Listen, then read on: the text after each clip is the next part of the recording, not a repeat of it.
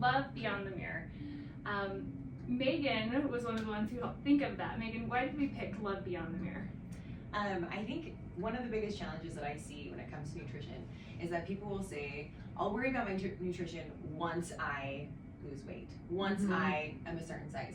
Then I can care about how many vegetables I'm eating. Then I can care about, what types of fat or things like that. And it's like they put that condition on taking care of their body. It's like, I won't take care of my body nutritionally until I do X, Y, and Z.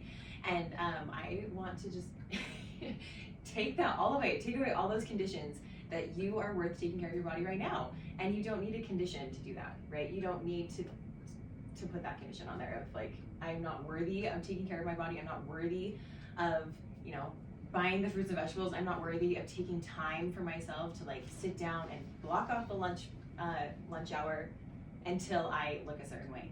And so anyway, that's my main focus when it comes to nutrition, is loving our bodies enough to nourish them and take care of them, regardless of what the mirror is telling us, like regardless of that. So sometimes we're so critical of what the mirror is telling us. Like, we all have wrinkles. I mean, I have wrinkles right here. I have smile lines, and we all have, women have pooches in their stomach, and sometimes we're just so critical when we look in that mirror. We're just hyper focused on anything that could be wrong with us, right? Yeah. Like, I have dark spot on my face, or I have freckles, or whatever it is. We sometimes hyper focus on that rather than looking at that person as we're a complex being. We're emotions. We're thoughts, we're, passions, we're different roles in our life. There's just so much that goes into what we see in the mirror, and I think sometimes we're just so hyper focused on, does it look like picture perfect, I guess you could say, and no one's face, they've noticed that people's faces are symmetrical, right? We're meant to be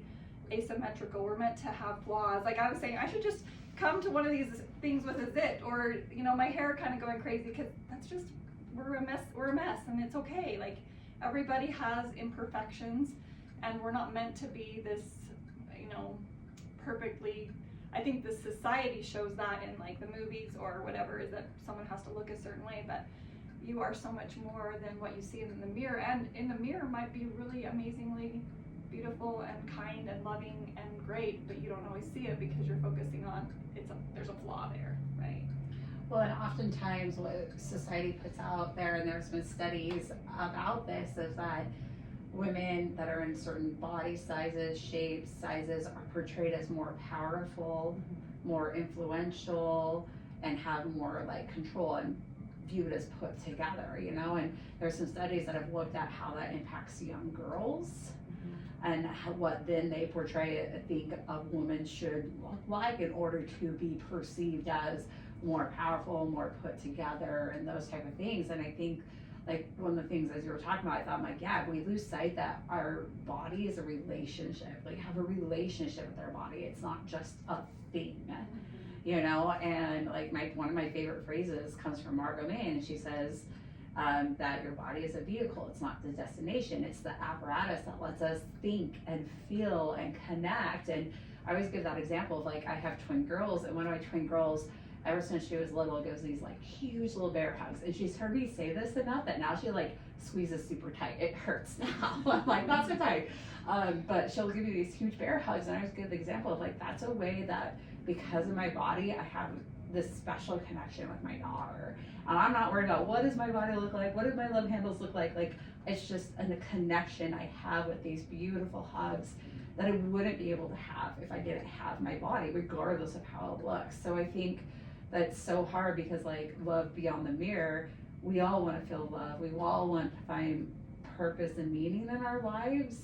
And a lot of women, it's men too, but a lot of women, that's what we focus on, have been preconditioned their entire lives that your body is its worth. Yeah. And your body is not. It's the vehicle to find meaning and purpose in your life. I've noticed that the most beautiful woman in the room is the one who knows who she is, and she knows her worth. Yeah. And you come into a room, and when a woman knows who she is and where her power is, she glows with a beauty that like is beyond anything that's physical. It's like within her, and it's a light. And those are the people you notice yourself feeling attractive to. wanting to be around because they know their beauty, they know their worth, and it has nothing to do with what they look like in the mirror, not at all. It's who they are and what they've created with their vehicle. That is so true. I was thinking as all of you guys were talking about how I've had to learn, it's been a journey to have like love for myself and compassion for myself so that I can give that to my kids and to other people.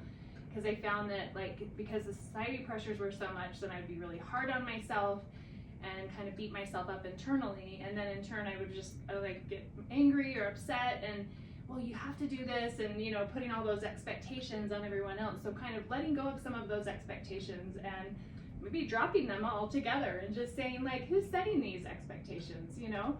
And learning that just the more I can like prioritize that self-care, that time to really, you know, show that gratitude and love for myself, that I can then give that to other people. So such a powerful month, February. It's all about love beyond the mirror. I think we can start small too. Like love beyond the mirror, I think, you know, when you think about it broad, it's like, oh my gosh, that's so much. But it can really start small. Like Megan's talking about nutrition, like, you know, okay, I'm gonna take a step to, you know, just add, like one thing I found for nutrition wise is like adding color, right? Like it just makes it more visually appealing. And I've also learned sometimes I just buy the fruit and veggie trays because they're all right there and I just set them out and people are more likely to eat it. So like simplifying things.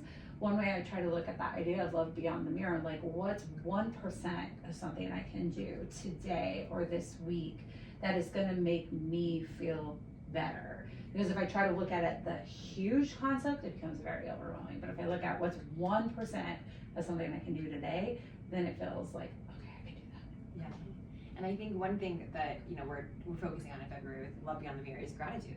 Because at the end of the day, we want you to love your life. We want you to love, like, everything about your life, if you can, right? But that starts with gratitude. The one thing that I talk to my clients about when we're working towards this, right, we're trying to get them to a place where they feel good enough about their bodies to want to care for their bodies, is I always ask them, what did your body allow you to experience today? And when they think about what their body allowed them to experience, that helps them feel that love for their body, because it's like, oh, this body allowed me to hug my daughter, this body allowed me to go on a hike, this body allowed me to connect with people, this body allowed me to do X, Y, and Z, right? And it's all of a sudden when they focus on that and they start to feel that gratitude, then that's when the love starts to come, right? So we're not saying everyone's gonna love their bodies right now. No. You might not ever love your body, but hopefully you can feel enough gratitude for your body that you can love the life your body allows you to live. Yeah, amen.